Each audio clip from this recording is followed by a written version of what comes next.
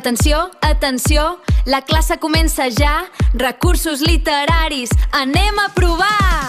La comparació, semblança per destacar, com un sol brillant per fer-nos imaginar.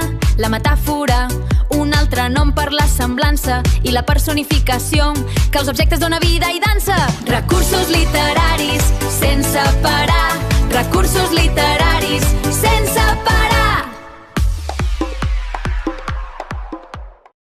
La comparació busca la similitud entre dos elements per destacar-ne una qualitat.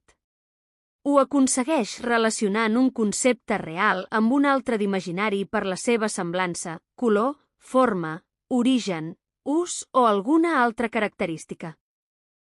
La comparació busca la semblança entre dos elements amb elegància per destacar una qualitat. Relaciona un real i un imaginat. Tens la d'igualtat, tant com la de superioritat, més que un tron, i la d'inferioritats, menys que.